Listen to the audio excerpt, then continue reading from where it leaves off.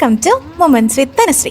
അപ്പോൾ നമ്മൾ ഫാമിലി ആയിട്ട് ട്രിപ്പ് പോകാനുള്ള മൂഡിലാണ് കേട്ടോ എല്ലാവരും. അങ്ങനെ വെള്ളയപ്പങ്ങാടിയിൽ നിന്ന് വെള്ളയപ്പൊക്കെ മേടിച്ച് നമ്മൾ ട്രിപ്പ് മൂടായി പ്ലാൻ ചെയ്ത് ഒരു 2 ദിവസത്തെ ട്രിപ്പാക്കി മാറ്റിയിട്ട് തന്നെ. എൻ്റെ ചാനൽ ആദ്യമായിട്ടാണ് കാണണമെങ്കിൽ ഒന്ന് സബ്സ്ക്രൈബ് ചെയ്ത് സപ്പോർട്ട് ചെയ്യണേ കേട്ടോ. രാവിലെ ഞങ്ങളൊരു 6-7 മണിക്ക് തുടങ്ങിയ യാത്രയാണ്. അത് അവിടെ എപ്പോൾ എത്തുമെന്നുള്ള ഒരു ഐഡിയ പോലും ഉണ്ടായില്ല. ആ ഐഡിയയിലാണ് ഞങ്ങൾ എൻജോയ് ചെയ്ത് അവിടേക്ക് പോകണേ.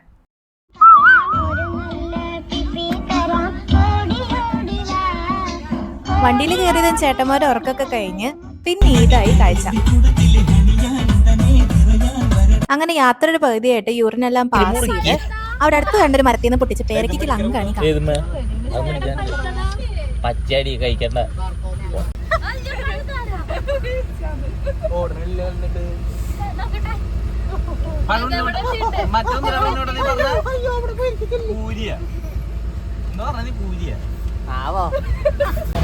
അതെല്ലാം കഴിഞ്ഞ് നമ്മുടെ യാത്ര വീണ്ടും പുനരാരംഭിക്കാന്ന് തന്നെയല്ലേ പറയാ. അങ്ങനെ നമ്മൾ പുനരാരംഭിച്ചു തുടങ്ങിയിട്ട് നമ്മൾ ഈ പാലം, ഇത് ഏത് പാലം എന്നൊന്നും എനിക്കറിയില്ല, പക്ഷെ ഫേമസ് ആയിട്ടുള്ള ഒരു പാലം എന്നറിയാം.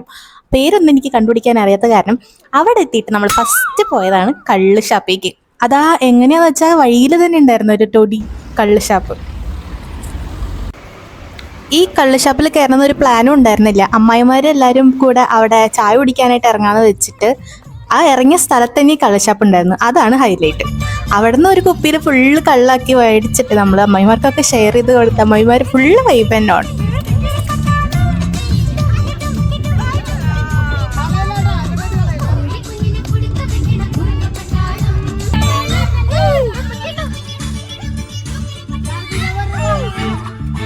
അത് കഴിഞ്ഞ് കുറച്ചങ്ങോട്ടായപ്പോൾ ഞങ്ങൾ ബ്രേക്ക്ഫാസ്റ്റ് എല്ലാം കഴിച്ച് വീണ്ടും ഞങ്ങളുടെ യാത്ര തുടർന്നു കൊണ്ടേയിരിക്കുകയാണെന്ന് പറയില്ലേ, അങ്ങനെ തുടർന്നു കൊണ്ടേയിരുന്നു. അങ്ങനെ കാഴ്ച കണ്ട് നമ്മൾ ആറ്റിക്കൽ വാട്ടർഫാളിൻ്റെ സൈഡിലേക്ക് എത്തി. ആ സംഭവം അടിപൊളി. നല്ലോണം മഴയൊക്കെ പെയ്യാണെങ്കിൽ അതിനേക്കാളും വലിയ രസമായിരിക്കും. അവിടെ കുറച്ച് നേരം നല്ല ഫോട്ടോസും വീഡിയോസൊക്കെ എടുത്തു.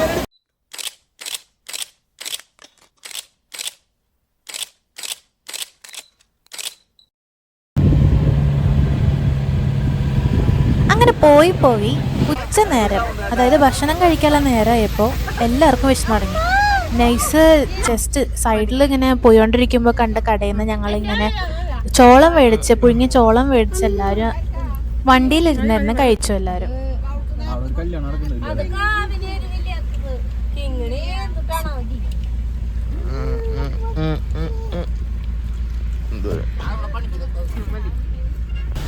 അങ്ങനെ അതും കഴിഞ്ഞ് പോയത് മാട്ടുപ്പെട്ടി ഡാമാണ്. മാട്ടുപ്പെട്ടി ഡാം കാണാനൊന്നും പറ്റുന്നുണ്ടായില്ല, കാരണം നല്ല മഴയുണ്ടായിരുന്നു അന്ന്. നമ്മൾ എന്താണ് അവിടെ എത്തിയത്, മഴ പെയ്തു. അങ്ങനെ ഞങ്ങൾ അതൊക്കെ ഇങ്ങനെ വണ്ടിയിലിരുന്ന് തന്നെ എൻജോയ് ചെയ്ത് നമ്മൾ കുറച്ച് നേരം യൂറിനൊക്കെ പാസ് ചെയ്ത് വീണ്ടും നമ്മുടെ യാത്ര ഇങ്ങനെ തുടങ്ങുമ്പോൾ പല നമ്മൾ പിന്നെ എത്തിയ ഡാമാണ് കേട്ടോ കുണ്ടലം ഡാം. അത് പറയാനാണെങ്കിൽ മാട്ടുപ്പെട്ടി കാണാത്തതുകൊണ്ട് അത് മാട്ടുപ്പെട്ടിനേക്കാളും എത്ര വലുപ്പം ഉണ്ടെന്നോ അങ്ങനെയൊന്നും നമുക്ക് അറിയണ്ടായിരുന്നില്ല. പക്ഷെ നമ്മൾ ജസ്റ്റ് എൻജോയ് ചെയ്ത് വൈബാക്കാനുള്ള ഒരു പ്ലാനിങ്ങോട് കൂടിയാണ് അവിടെ എത്തിയത്. അവിടെ എത്തിയിട്ട് ഈ ഒരു വ്യൂ കണ്ടപ്പോഴാണ് നമുക്ക് എല്ലാവർക്കും ബോട്ടിങ് ചെയ്യാമെന്ന് പറഞ്ഞ ഒരു വൈബിൽ അങ്ങോട്ട് നടന്നത്. നമ്മളങ്ങനെ ടിക്കറ്റ് എല്ലാം എടുത്ത് ആ താഴ്ഭാഗത്തേക്കായിട്ട് നടക്കാനാണ്. നമ്മൾ ഈ നടന്നു പോണ വഴിയൊക്കെ പൈൻ മരങ്ങൾ കൊണ്ട് നിറഞ്ഞിക്കായിരുന്നു കേട്ടോ. കാരണം പ്രശ്നം എന്താന്ന് വെച്ചാൽ ഞങ്ങൾ പിള്ളേർക്ക് മാത്രമാണ് ടിക്കറ്റ് എടുത്തത്. അതെന്താന്ന് വെച്ചാൽ ഫാമിലി ആയിട്ട് പോകാനുള്ള ബോട്ടിങ് അന്ന് ഉണ്ടായിരുന്നില്ല.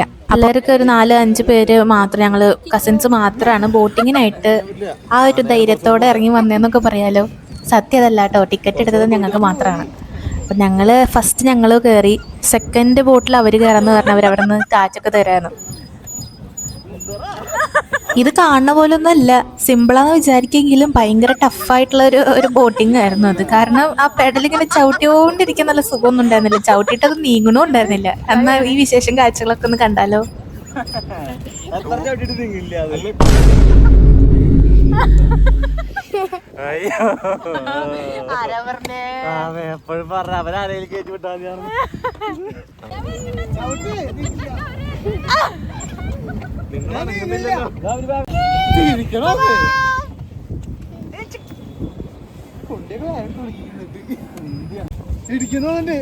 Hi guys.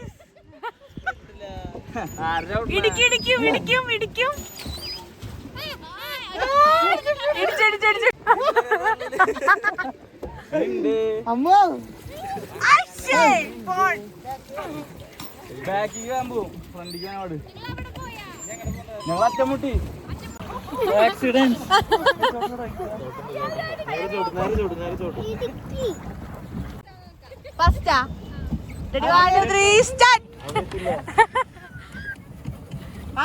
നമുക്ക് റിവേഴ്സ് പോവാം, അത് എളുപ്പം. നിങ്ങളെന്താ കിട്ടുവാണ്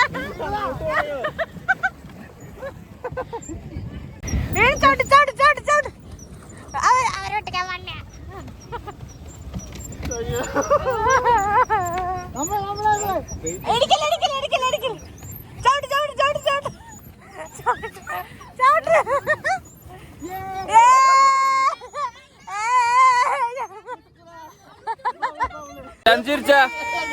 എവിടാ എവിടാ എല്ലാവരും എവിടാ?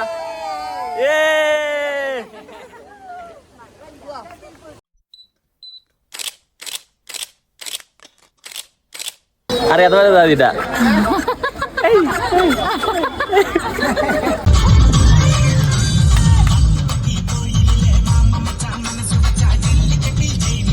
അങ്ങനെ ഡാമിനോടൊക്കെ ബായ് പറഞ്ഞ നമ്മൾ നെക്സ്റ്റ് പോണത് സ്റ്റോപ്പ് സ്റ്റേഷനിലേക്കാണ്. അവിടെ എന്താ കഴിച്ചെന്നല്ലേ, വാ കാണാം.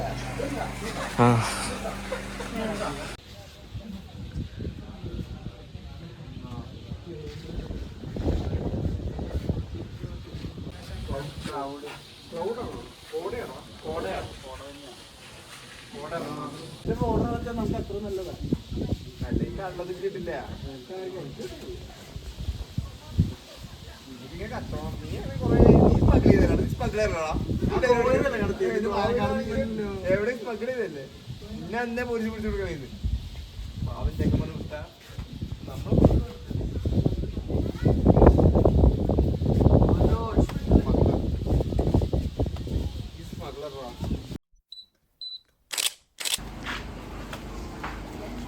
അങ്ങനെ ഇന്നത്തെ ട്രിപ്പ് അവസാനിക്കും.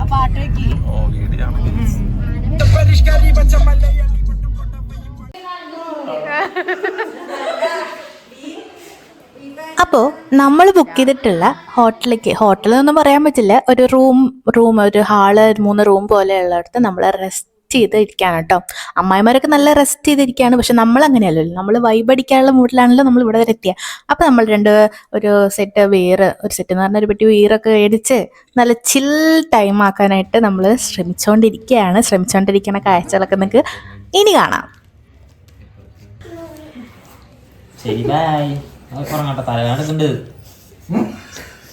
എത്തിക്കഴിഞ്ഞ് വിളിച്ചില്ലേ? എത്തിയിട്ടില്ലോ? കണ്ണടഞ്ഞു പോയിട്ട് മനസ്സിലായില്ല.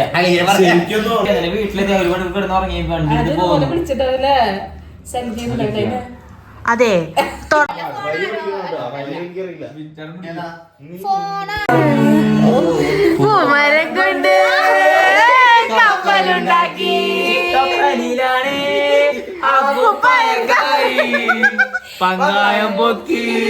അങ്ങനെ ഇവിടുത്തെ ഗാനമേളൊക്കെ കഴിഞ്ഞ് ഞങ്ങൾ അടുത്തത് പോലെ നിങ്ങളുടെ അച്ഛൻ്റെ അമ്മയുടെയും ഗാനമേളൊക്കെ കേട്ടോ.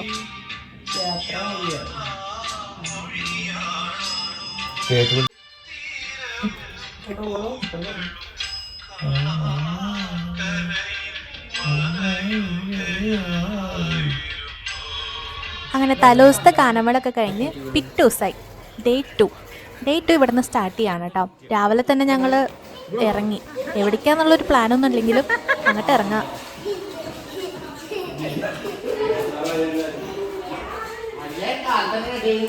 നമ്മൾ റൂമൊക്കെ വെക്കേറ്റ് ചെയ്ത് നമ്മൾ നേരെ കഴിക്കാനാണ് പോണേ.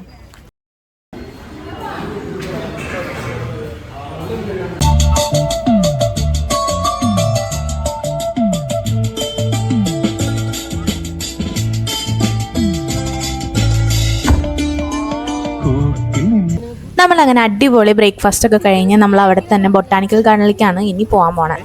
പോയിട്ട് അവിടെ എന്തെല്ലാം കാഴ്ചകളാണ് കണ്ടതെന്നൊക്കെ കണ്ടാലോ. അതിൻ്റെ ഇടയിൽ ഞങ്ങളുടെ ഫാമിലിയുടെ ഒരു വൈബ് കണ്ടാലോ.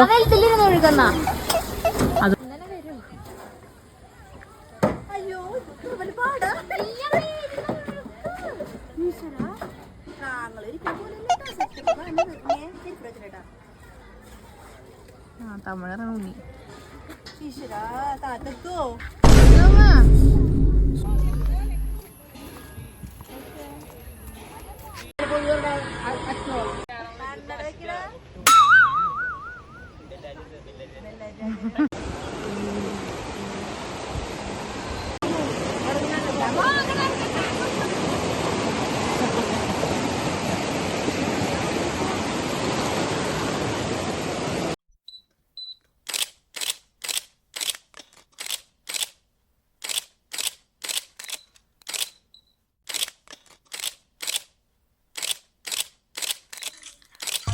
നമ്മൾ അവിടെ നിന്ന് ഇറങ്ങി വണ്ടി എടുത്തു. ഈ തേയിലത്തോട്ടങ്ങളൊക്കെ കണ്ട് മാഗിയൊക്കെ കഴിച്ച് അങ്ങനെ ഇവിടെ നിന്ന് ഇറങ്ങാനുള്ള പ്ലാനിൽ കുറച്ചേരം അവിടെ ടൈം സ്പെൻഡ് ചെയ്തു കേട്ടോ.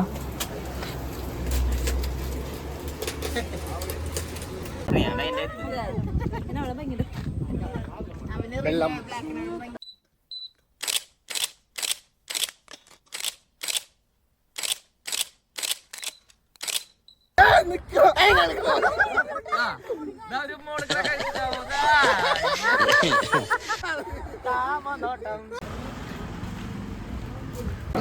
സ്ട്രോബെറി ഓറഞ്ച് അതെല്ലാം കാക്കിലോ.